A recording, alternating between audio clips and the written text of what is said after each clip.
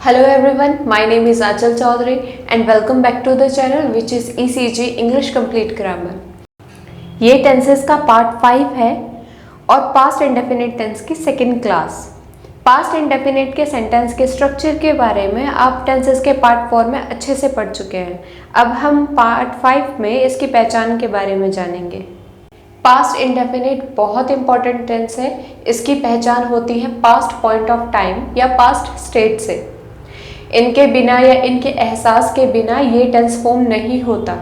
Past point of time क्या है, इसके बारे में मैंने आपको एक सेपरेट वीडियो में समझाया हुआ है। आप उस वीडियो को चैनल पर विजिट करके देख सकते हैं, पर फिर भी मैं यहाँ पे थोड़ा सा आपको बता देती हूँ कि पॉइंट ऑफ टाइम क्या होता है। जब हम एक स्पेसिफिक, पर्टिकुलर या प्रॉपर डेट, डे या टाइम की बात करें या ईयर की बात करें तो वो पास्ट पॉइंट ऑफ टाइम में आता है। फॉर एग्जांपल डे सैटरडे की बात करें तो वो पास्ट के किसी डे के बारे में अगर मैं बता रही हूँ तो वो पास्ट का पॉइंट ऑफ टाइम होगा। पास्ट का पॉइंट ऑफ टाइम यानी कि डे होगा। 16 अप्रैल की अगर बात करूँ तो ये बीत गया महीना है। 16 अप्रैल, ये तारीख चली गई है, अब नहीं है, ये आने वाली नहीं है, तो ये पास्ट का पॉइंट ऑफ टाइम होगा। ईयर 2015 की बात करूँ तो वो भी पास्ट का पॉइंट ऑफ टाइम है। और एक फिक्स, एक पर्टिकुलर, एक स्पेसिफिक डे के बारे में बात कर रही हूँ तो ये पॉइंट ऑफ टाइम कहलाता है। तो चलिए इसकी पहचान के बारे में बात कर लेते हैं। सबसे पहले इसमें आती है पास्ट स्टोरी। पास्ट की स्टोरी बताने के लिए पास्ट इंडेफिनिट टेंस का यूज़ किया जाता है। चाहे कोई अपनी कहानी जो उसके साथ हुआ हो उसे सुना रहा हो या कोई किताबी कहानी हो। ध्यान रखिए, यहाँ मैं नाटक की बात नहीं कर रही। अगर आप बीती नाटक करके बताते हो तो वो प्रेजेंट इंडेफिनिट टेंस में आता है। वो मैंने आपको प्रेजेंट इंडेफिनिट टेंस की 10 मिनट सीरीज़ में कराया है, जिसका लिंक मैं डिस्क्रिप्शन बॉक्स में दे दूँगी। तो यहाँ पर बस अपनी कहानी या किताबी कहानी बताई जाती है। ये पूरा पास्ट इंडेफिनिट टेंस में बनती है। चलिए इसके एग्जाम्पल्स देख लेते हैं। For example, one Sunday my brother and I went to a nice lake. There we met our friends, we swam in the warm water and played volleyball in the afternoon. एक Sunday मेरा भाई और मैं एक सुंदर झील पर गए। वहाँ हम अपने दोस्तों से मिले, हमने गर्म पानी में तैरा और तीसरे पहर में वॉलीबॉल खेला। वन संडे पास्ट का टाइम है, पास्ट का पॉइंट ऑफ टाइम है। और वेंट, मेट, स्वैम, प्लेड ये वर्ब की सेकेंड फॉर्म है। और ये आप अच्छे से जानते हो बिकॉज ये आप पिछली क्लास में पढ़ चुके हो कि पास्ट इंडेफिनिट टेंस को फॉर्म करने के लिए वर्ब की सेकेंड फॉर्म का यूज किया जाता है। नेक्स्ट इसमें आता है पास्ट एक्शंस। पास्ट का कोई सिंगल एक्ट या घटना जो किसी पॉइंट ऑफ टाइम पर खत्म हो चुकी हो, किसी पास्ट के पॉइंट ऑफ टाइम पर खत्म हो चुकी हो। सिंपल वर्ड्स में अगर कहें तो कोई काम खत्म हो चुका है पास्ट के टाइम में। ठीक है, यहाँ पर पास्ट के टाइम को डिनोट करने के लिए कौन से वर्ड्स का यूज़ किया जाता है? Years ago, that time, back, before, ago, yesterday, last, earlier, the other day, since, ever since. इसके एग्जाम्पल्स देख लेते हैं। I met your friend yesterday, मैं तुम्हारे दोस्त से कल मिला। कल मिला, यहाँ पर पास्ट का टाइम आएगा।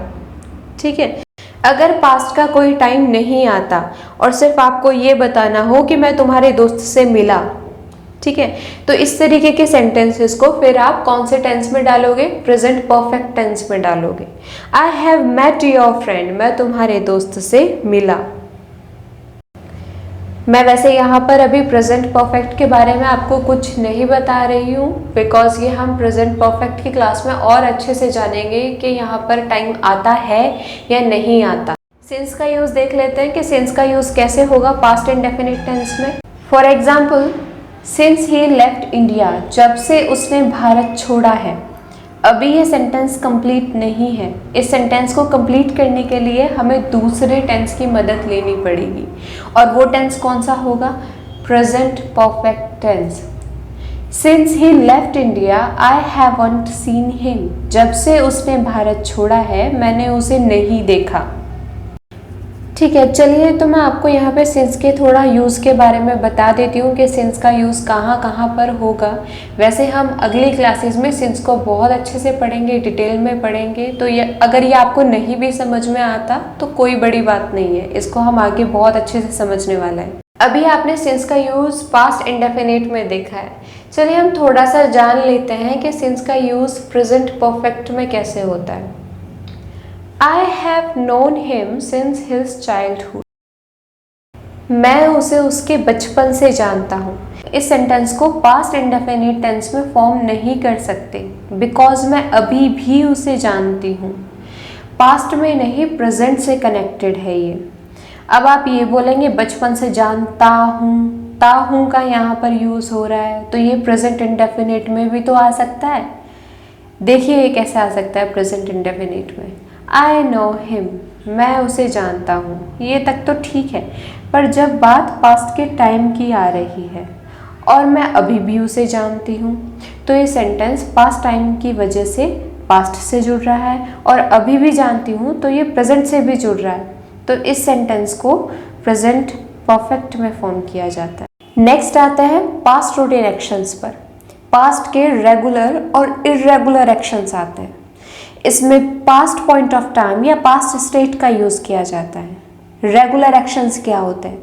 जो नित्य नियम से किए जाते हैं, रोज़ या किसी पैटर्न से किए जाते हैं। इर्रेगुलर जो कभी कभी किए जाते हैं।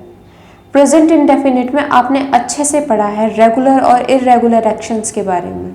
पास्ट इंडेफिनिट और प्रेजेंट इंडेफिनिट के रेगुलर और इर्रेगुलर एक्शंस में बस टाइम का फ़र्क है। पास्ट इंडेफिनिट में टाइम का यूज़ होगा। For example, I went to school by bus, मैं स्कूल बस से जाता था। अब आप बोलेंगे इसमें टाइम कहाँ है? ठीक है, अगर मैं कहूँ I went to school by bus every day, मैं रोज़ बस से स्कूल जाता था, क्या एवरीडे टाइम है? नहीं, ये तो काम की फ्रिक्वेंसी को बता रहा है, हर रोज़ जाने को बता रहा है। वर्ब के बारे में एडवर्ब्स बताते हैं और ये एडवर्ब्स वर्ब की फ्रिक्वेंसी को बता रहे हैं, तो ये एडवर्ब्स ऑफ फ्रिक्वेंसी होते हैं। तो अब टाइम कहाँ है? देखिए, जब आप अपने बारे में किसी को बताते हैं, अपने पास्ट के बारे में, पहली बात तो आप जीवित उसके सामने खड़े हैं और अपने स्कूल टाइम की बात कर रहे हैं, तो कैसे शुरुआत करोगे जब आप किसी को अपने बारे में बता रहे हो, अपने पास्ट के बारे में बता रहे हो? When I was in school, I went to school by bus. जब मैं स्कूल में था तो मैं स्कूल बस से जाता था। यहाँ पास्ट स्टेट की हेल्प से हम पास्ट पॉइंट ऑफ टाइम के बारे में बता रहे हैं। When I was in school, जब मैं स्कूल में था, यहाँ पर कोई काम नहीं हो रहा है, was और were लगाकर हम पास्ट स्टेट के बारे में बताते हैं। पास्ट स्टेट के बारे में पास्ट इंडेफिनिट की लास्ट क्लास में मैंने आपको बताया है। ठीक है, इस सेंटेंस को आप पास्ट पॉइंट ऑफ टाइम लगाकर भी फॉर्म कर सकते हैं। 10 years ago, 10 साल पहले, I went to school by bus, मैं स्कूल बस से जाता था। अगर फ्रिक्वेंसी को यानी कि होने के टाइम को ज़्यादा इम्पोर्टेंस देना हो तो आप एवरीडे का यूज़ कर सकते हो, पर याद रखिए एवरीडे पास्ट टाइम नहीं है। आगे के एग्जाम्पल्स को देख लेते हैं। You went to school by bus, तुम स्कूल बस से जाते थे। ये किसी और के, आप सामने वाले के, जो आपके सामने जिंदा खड़ा है, उसके रूटीन एक्शन के बारे में बता रहे हैं। नेक्स्ट है आई सेल्डम वेंट देयर, मैं वहाँ कभी कभी जाता। अब ये कभी कभी जाने वाले पास्ट के इर्रेगुलर एक्शंस है। यू सेल्डम वेंट देयर, तुम वहाँ कभी कभी जाते थे। अब ये सामने वाले के इर्रेगुलर एक्शंस के बारे में आप बता रहे हैं। सो पास्ट पॉइंट ऑफ टाइम या पास्ट स्टेट, हम दोनों का यूज़ पास्ट रूटीन एक्शंस में कर सकते हैं। ओके, जब subject she, he, they, that person जो सामने नहीं हो, उसके पास्ट रूटीन एक्शन के बारे में बताना हो, इसके एग्जाम्पल्स देख लेते हैं। He went to school by bus, वह स्कूल बस से जाता था। अब यहाँ पर दो चांसेस बन सकती है। पहली, हो सकता हो वो मर गया हो और मैं बोल रही हूँ कि वो बेचारा स्टूडेंट था, वो रोज़ स्कूल जाता था।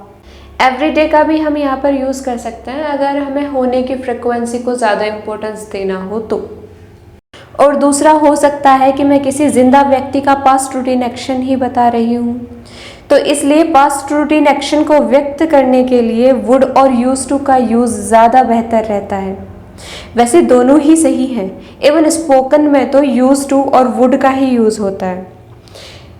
वुड और यूज टू का यूज़ पास्ट हैबिट बताने के लिए किया जाता है। सो आप पास्ट रूटीन एक्शंस को पास्ट हैबिचुअल एक्शंस में भी काउंट कर सकते हैं।